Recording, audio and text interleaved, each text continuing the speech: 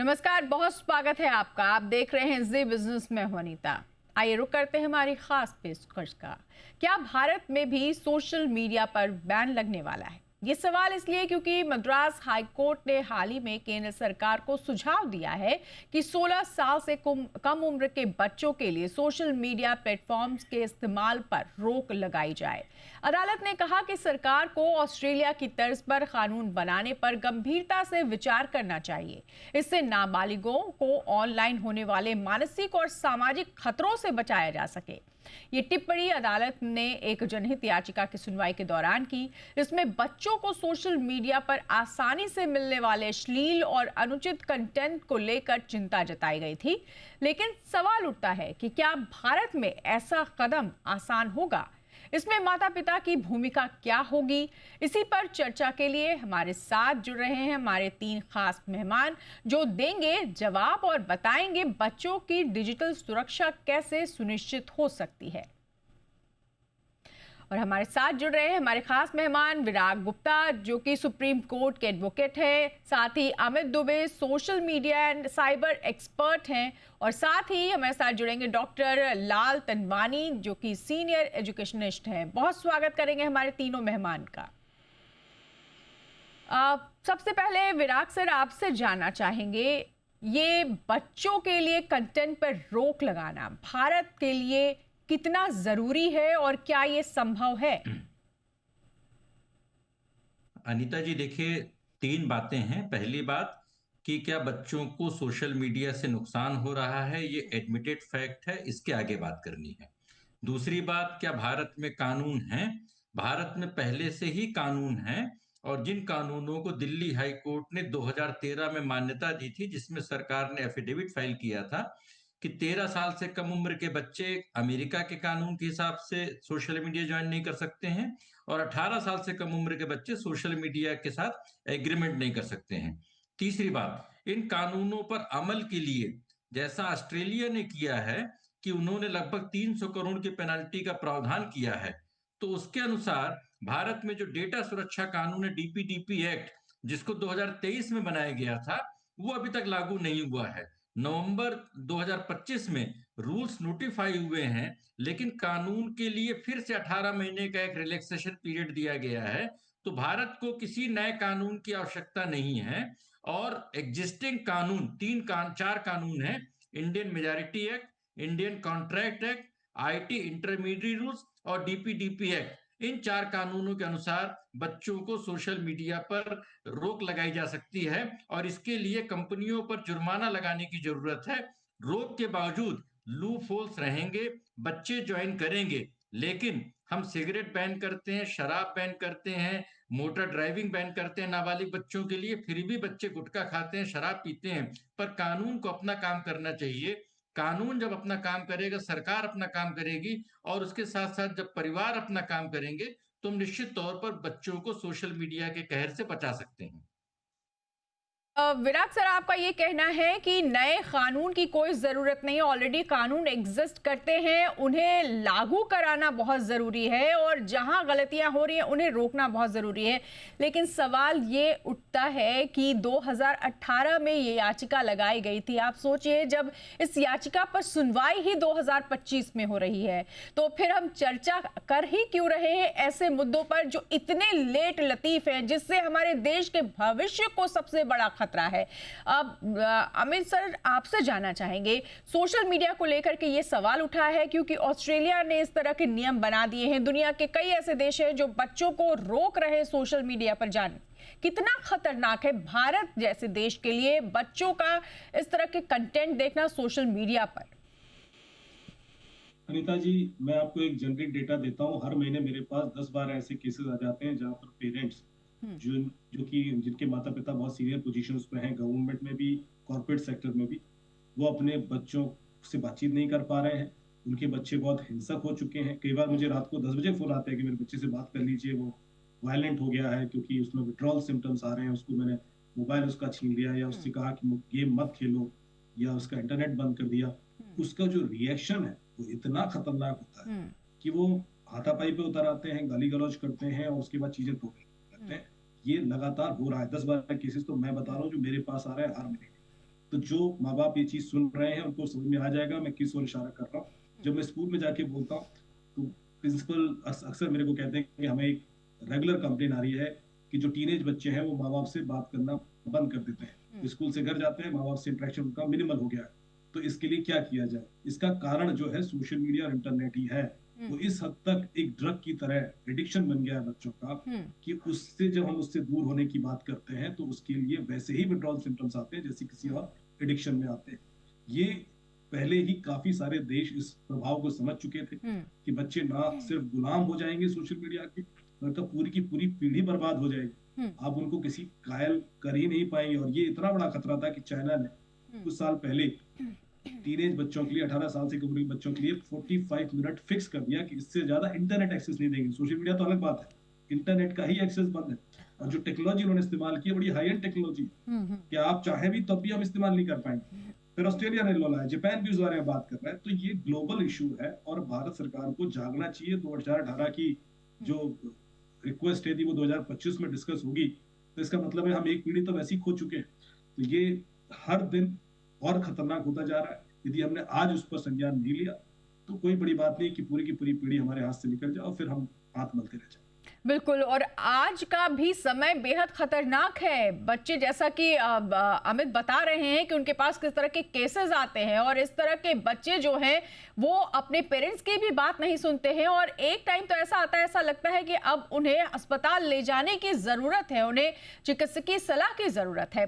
Doctor लाल तनवानी, हम इसे समझना चाहेंगे क्योंकि आप एजुकेशनिस्ट हैं, इसको इस परिदृश्य में देखना चाहेंगे कि सोशल मीडिया, क्योंकि सोशल मीडिया एजुकेशन के लिए ही आया था, इसका साइड इफेक्ट हमारे सामने सबसे ज्यादा आ रहा है। क्या ये वाकई में बच्चों की पढ़ाई पर, शिक्षा पर गहरा असर डाल रहा है, किसी तरह का नेगेटिव इम्पैक्ट डाल रहा है? Anita ji, thank you very much. Anita ji, मैं 2-3 बातें क्लियर करना चाहूंगा। पहले तो कि इंडिया में स्टडी हुई है जो रिसर्च बताता है कि हर इंडियन 7 घंटे कम से कम मोबाइल देख रहा है। इंडिया में 300 मिलियन ऐसे बच्चे हैं जो 16 ईयर से कम हैं और वो सोशल मीडिया में हैं। और ये भी पक्का है कि हमारा जो सिस्टम है, जो सोशल मीडिया का सिस्टम है कि 4 साल का बच्चा और 10 साल का बच्चा बिना किसी वेरिफिकेशन के वो सोशल मीडिया को एक्सेस कर सकता है। तो कहाँ ना कहाँ जब मैं स्कूल में बैठा रहता हूँ, स्कूल जब मेरे स्कूल से, तो वहाँ पे हर पेरेंट की घर घर की कहानी है कि बच्चे पढ़ाई नहीं कर रहे हैं, स्कूल में आने के बाद वो सीधा मोबाइल पर बैठते हैं, सोशल मीडिया में बैठते हैं। अगर हम उनसे मोबाइल दे लेते हैं तो हाथ से निकल जाते हैं, रेस्टलेस हो जाते हैं, हमें मोबाइल चाहिए, वो जिद करने लगते हैं। तो मुझे ऐसा लगता है कि कहाँ ना कहाँ ऐसा कोई लेजिस्लेशन पास, मैं एग्री करता हूँ कि लेजिस्लेशन होंगे। सुप्रीम कोर्ट के जो जजेस बैठे हैं, जो कोर्ट में सुप्रीम कोर्ट के जो वकील बैठे हैं, उन्होंने कहा कि हमारे पास ऑलरेडी ऐसे बहुत सारे लेजिस्लेशन है, बट कहाँ ना कहाँ उसे प्रॉपरली इम्प्लीमेंट करना है कि 16 साल के बच्चों को अगर हमने एक्सेस दे दिया तो आने वाली पीढ़ी बर्बाद हो गई है। कहाँ ना कहाँ सोशल मीडिया के जो इल इफेक्ट्स है, जहाँ ना कहाँ ऐसे कंटेंट वो देख रहे हैं जहाँ पे उनकी मेंटल हेल्थ को इफेक्ट आ। जी बिल्कुल, यानी चाहे वो शिक्षाविद हो या फिर साइबर एक्सपर्ट्स हो, सभी का ये मानना है कि अब बच्चे जो हैं वो हाथ से निकल रहे हैं, अब उन्हें संभालना ज़रूरी है क्योंकि ये उम्र ऐसी है जब बच्चे अपना भला बुरा नहीं समझ सकते, उन्हें संभालने की ही ज़रूरत है। अब विराग सर, क्योंकि आपने ये बात कही कि सोशल मीडिया पर कंट्रोल करने के लिए कोई नया नियम या कानून बनाने की जरूरत नहीं है, वो पहले से एग्जिस्ट करते हैं। हम जानना चाहेंगे कौन से ऐसे कानून, कौन से ऐसे नियम हैं जो एग्जिस्ट करते हैं, जो बच्चों को रोक सकते हैं अगर नियम लागू किया जाए तो। अनीता जी, जो कंपनियां हैं सोशल मीडिया की, अधिकांश कंपनियां अमेरिका में रजिस्टर्ड है और अमेरिका के कानून से चलती हैं।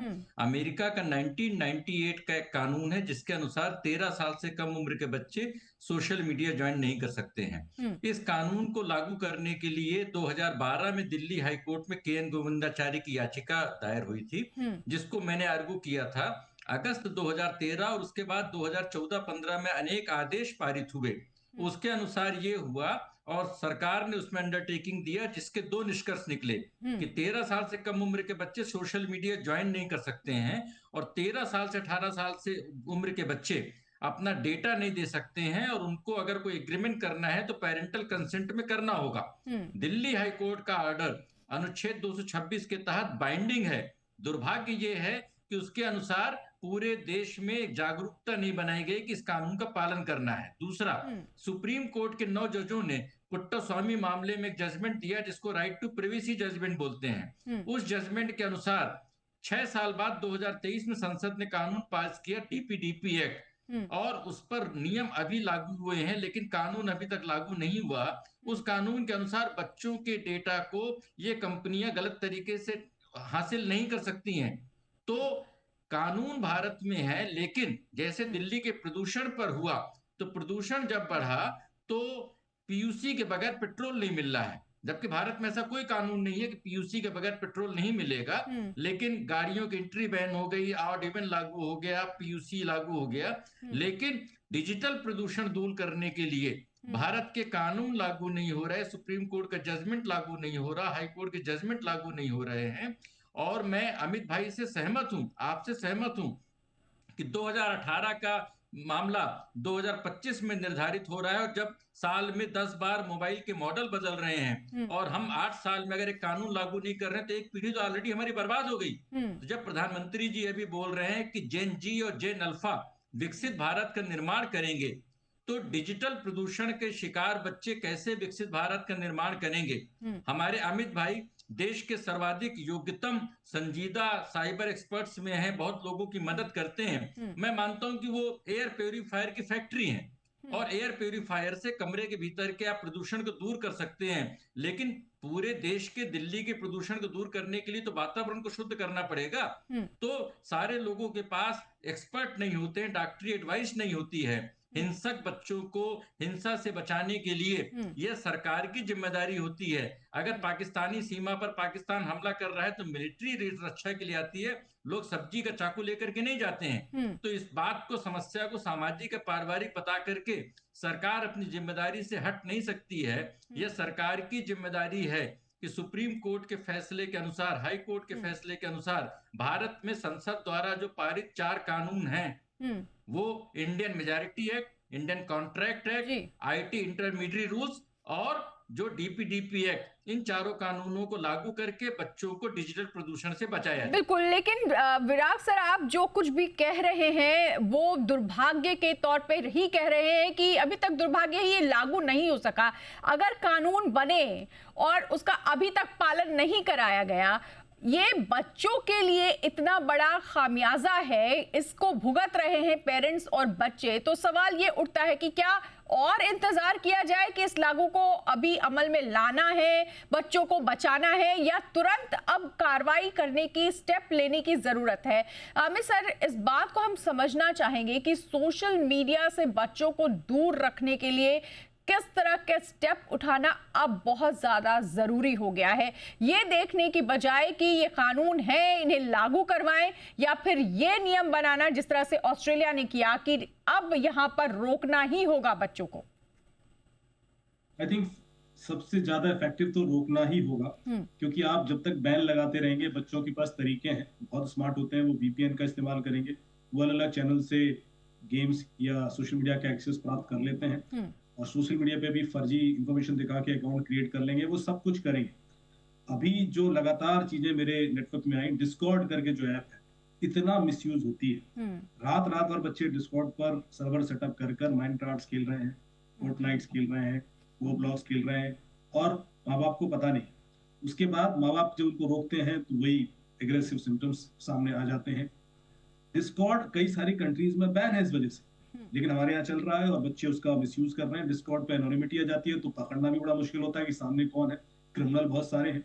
इसी तरह से जो गेम मैंने आपको नाम दिया, चाहे वो फोर्टनाइट हो, चाहे वो रोब्लॉक्स हो, चाहे वो पबजी क्यों ना हो, चाहे वो माइनक्राफ्ट क्यों ना हो, इन सारे गेम्स में चैट फैसिलिटीज है। बच्चे क्रिमिनल के संग भी चैट करते हैं और बच्चों को प्रभावित किया जाता है। बहुत सारे ऐसे ग्रूमिंग नेटवर्क चल रहे हैं जो बच्चों को मैनिपुलेट कर रहे हैं, उनको वल्नरेबल बना रहे हैं, जो बहुत सीरियस है।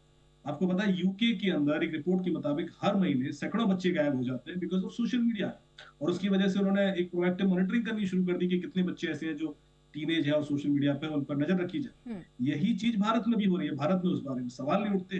कई सारे बच्चे ऐसे हैं जो हमारे गायब भी हुए हैं, उनके ऐसे सिचुएशन भी आए मेरे पास। अभी मेरे पास एक केस है जिसमें एक बच्चे ने 14 साल के बच्चे ने सुसाइड किया, और वो दिल्ली के आसपास का ही मामला है। वो अपने टॉयलेट में ऐसे था, सामने टैबलेट पर एक वीडियो चल रहा था, और उसके फादर जब मेरे पास आए तो उससे भी ये जानना चाहते थे कि मुझे कारण बता दो कि क्यों किया। क्योंकि आधे घंटे पहले का उन्होंने मुझे वीडियो भेजा जो माँ के संग खेल रहा है वो बच्चा, और अच्छे से खेल रहा है, कडलिंग कर रहा है, और उसके तुरंत बाद उनको फोन आता है कि ऐसा ऐसा हो गया। वो घर जाते हैं, शॉक हो जाते हैं। ये सिचुएशन आ गई है, ये केसेस चल रहे हैं मेरे पास, इन्वेस्टिगेशन में आ गया। तो सिचुएशन हमारे हाथ से ऑलरेडी निकल गई है। अब आप सिर्फ रेगुलेट करें या बैन करें उससे नहीं चलेगा, रोकना ही पड़ेगा। बच्चों को रोकना पड़ेगा, और इस हद तक रोकना पड़ेगा कि अब उनको एक्सेसिबिलिटी ना हो। वो कैसे संभव है, उसके लिए तीनों लेवल पर प्रयास करना होगा। टेक्नोलॉजिकल लेवल पर भी होगा, प्रोसेस लेवल पर भी होगा, और पब्लिक लेवल पर भी होगा। जब तक पब्लिक का सपोर्ट नहीं होगा, आप कितना भी प्रोसेस बना लें, टेक्नोलॉजी इंटैक्ट कर लें, लोग उसको बाईपास करेंगे। पबजी हमने बैन किया, लोग आज भी इस्तेमाल कर ही रहे हैं, और बहुत सारे गेम बैन किए, वो इस्तेमाल कर ही रहे हैं। पोर्नोग्राफिक साइट लोग एक्सेस कर ही लेते हैं, जबकि हम बैन करते हैं। लेकिन ये सारी चीजें जब तक एक मूवमेंट नहीं बनेंगी, पब्लिक सपोर्ट नहीं होगा, वो नहीं हो पाएंगी। इसलिए एक सोसाइटल चेंज लाने की जरूरत है मेरे ख्याल से। उसके लिए मीडिया को भी सामने आना पड़ेगा, और उसको बताना पड़ेगा पेरेंट्स को। पेरेंट्स तैयार है। जिन पेरेंट्स से मैं बात करता हूँ, जिस कॉन्फ्रेंस में बोल रहा हूँ, हर जगह अपनी चिंता छोड़ के लोग इस बात को लेकर मेरे से डिस्कस करते हैं कि मेरा तो हो गया सो हो गया, मेरे बच्चों की बचा दीजिए। ये इतनी बड़ी पेन पॉइंट आ गई मेरे ख्याल से, और सरकार को इसको टॉप प्रायोरिटी पर लेना ही होगा। बाकी चीजें थोड़ा सा बैक बर्नर पर रखिए। अपनी पीढ़ी को बचाना इस समय मेजर प्रायोरिटी। बिल्कुल, ये बेहद खतरनाक है, ये बहुत ही गंभीर मुद्दा है। देखिए किस तरह के मामले सामने आ रहे हैं कि बच्चे हमारे किस ओर जा रहे हैं, और पेरेंट्स भी अब इस चीज को लेकर के बहुत ज़्यादा चिंतित हैं। हालांकि समस्या यहीं से कहीं बाहर निकलती है कि एक समय ऐसा आया जब बच्चों को रोकना चाहिए था, रोक लगाना चाहिए था, तब पेरेंट्स इग्नोर करते रहे और बच्चों को वो छूट देते रहे, और एक पूरा जनरेशन हाथ से निकल गया। डॉक्टर लाल तनवानी, इस चीज़ को हम समझना चाहेंगे कि सोशल मीडिया क्योंकि एजुकेशन के लिए ही हमारे हाथ में एक टूल आया था, इसका इस तरह का दुरुपयोग हो रहा है जो हमारे भविष्य को बिगाड़ रहा है। इसके साथ बच्चों की शिक्षा को, बच्चों को किस तरह से सामंजस्य बनाएं, कैसे संतुलन बनाएं, और पेरेंट्स की भूमिका यहाँ पर क्या होनी चाहिए? अनीता जी, मैं ये क्लियर करना चाहूंगा कि पेरेंट्स, टीचर्स, गवर्नमेंट और ये सोसाइटी, चारों अगर हम मिलके काम करेंगे, ऐसा कोई फ्रेमवर्क बनाएंगे, ऐसे कोई लेजिस्लेशन बनाएंगे, अगर हमने ये चारों ने मिलके काम किया कि बच्चों को सोशल मीडिया की रैशनिंग करें, कहाँ ना कहाँ बच्चों को आधा घंटा खाली देखना है, 30 मिनट्स देखने हैं, 20 मिनट्स देखने हैं। अगर हम पेरेंट्स और टीचर्स मिलके ऐसे डिसाइड करें कि हम 20 मिनट्स ही बच्चों को देंगे, या 30, जिसे मैं रैशनिंग कह सकता हूँ, रैशनिंग करें, तो ही पॉसिबल है। अदरवाइज बच्चों के लिए ये कंटेंट देखना, उस उम्र में देखना, उनके मेंटल हेल्थ पे बहुत बड़ा इम्पैक्ट है। एकेडमिक्स वाइज वो पीछे जा रहे हैं, कहाँ ना कहाँ देखेंगे स्ट्रेस आ रहा है उनके बॉडी में, कहाँ ना कहाँ ऐसे समझ के चलिए कि बच्चे डे बाय डे अपनी क्रिएटिविटी भूल जा रहे हैं, क्रिएटिविटी खलास होती जा रही है। स्ट्रेस, एंजाइटी, डिप्रेशन, रेस्टलेसनेस, कहाँ ना कहाँ स्लीप डिसऑर्डर्स जो देख रहे हैं हम, साइबर बुलिंग्स जो देख रहे हैं, इन सब चीजों को देखा जाए तो कहाँ ना कहाँ एकेडमिक्स बच्चों की इफेक्ट हो ही रही है। ऑफकोर्स हमने ये मोबाइल दिया था बच्चों को कोविड के टाइम पे, बच्चों को पहले ये एक्सेस नहीं था। कोविड के वजह से जब ऑनलाइन क्लास चालू हुए थे तभी बच्चों को आदत सी पड़ गई, और ऐसी आदत पड़ी है के बाद अभी छूट नहीं रही है। हर चीज के लिए उनको मोबाइल चाहिए, हर एक छोटी इंफॉर्मेशन के लिए वो लोग मोबाइल देख रहे हैं। हाँ, उस मोबाइल को आप प्रॉपरली यूज कर रहे हो, अपने एजुकेशन से रिलेटेड यूज कर रहे हो, तो इट्स वेल एंड गुड। लेकिन अगर आपने इस पे कोई ऐसे कंटेंट देख लिए जो इस उम्र में सही नहीं है, तो वो पॉसिबल भी नहीं है पेरेंट्स को पूरा दिन उनके ऊपर देखना कि बच्चे क्या देख रहे हैं।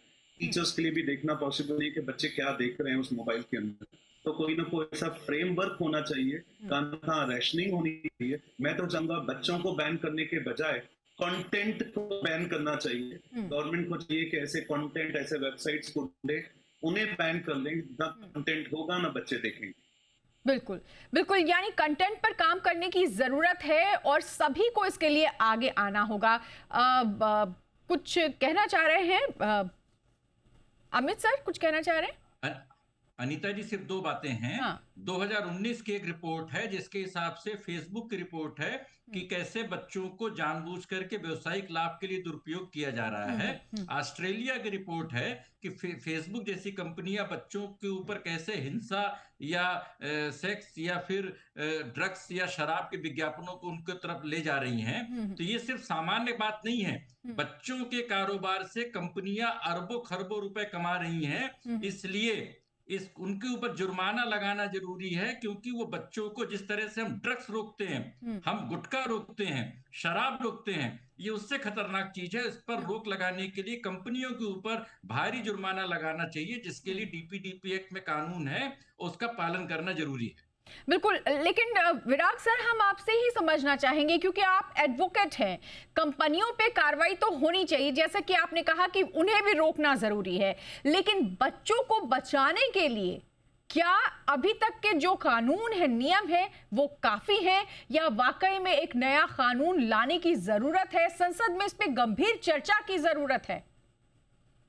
नहीं, देखिए दो बातें हैं। जैसे दिल्ली में जो प्रदूषण फैलाने वाली फैक्ट्रियां हैं या यमुना के जो नाले हैं, आप उन पर रोक लगाते हैं। आप ये नहीं बोलते हैं कि नहीं नहीं आप लोग जाकर के उसमें यहाँ पर अगरबत्ती लगाइए। इसी तरीके से जो प्रदूषण के स्रोत हैं, क्योंकि जो सोशल मीडिया कंपनियां हैं, बच्चे भारत में लगभग 35 करोड़ बच्चे गैर कानूनी तरीके से सोशल मीडिया का इस्तेमाल कर रहे हैं। अगर हम इस बहस को आगे बढ़ाएंगे कि कंटेंट रोकना चाहिए, तो वो एक अभिव्यक्ति की आजादी का मसला आ जाएगा। बच्चों को मैं आपको छोटी बात बताता हूं, मोबाइल फोन इस्तेमाल कर सकते हैं, लेकिन बच्चे सिम कार्ड हासिल नहीं कर सकते हैं। भारत के कानून के अनुसार बच्चे सिम कार्ड हासिल नहीं कर सकते हैं, बच्चों को ड्राइविंग लाइसेंस नहीं मिल सकता है, बच्चों को शादी करने की इजाजत नहीं मिलती है, नाबालिग बच्चों को। तो फिर बच्चों को सोशल मीडिया, उसके जो, अगर उनको एजुकेशनल बातें देखनी है, वो अपने पेरेंट्स के अकाउंट से देख सकते हैं। लेकिन बड़े पैमाने पर जो भारत में रील इंडस्ट्री बन गई है, दिन भर एक गेमिंग की बात करते हैं, तो गेमिंग के नाम पर जो ऑनलाइन गैम्बलिंग और बेटिंग हो रही है, ये पूरी तरह से गैर कानूनी है। और इसके लिए रिजर्व बैंक को और जो मेटी है, उन्हें व्हाइट जो एक गुड्स जैसे होते हैं, उसी तरीके से उन ऐप्स को बैन करना चाहिए। जब तक इंटरनेट पे बच्चों की सुरक्षा के लिए कंपनियों की जवाबदेही नहीं बनेगी, सरकार इस पर कार्रवाई नहीं करेगी, तब तक बच्चों को डिजिटल प्रदूषण के प्रकोप से बचाना मुश्किल है।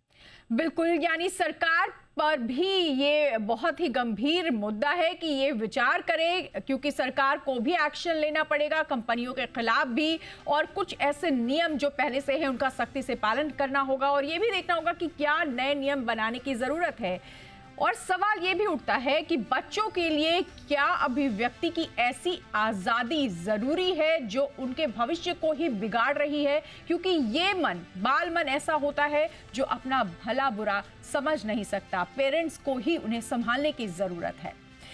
तमाम जानकारी के लिए, तमाम बातचीत के लिए हमारे मेहमानों का शुक्रिया करेंगे। विराग सर बहुत शुक्रिया, अमित दुबे और साथ ही लाल तनवानी सर, आपका भी बहुत बहुत शुक्रिया तमाम बातचीत के लिए।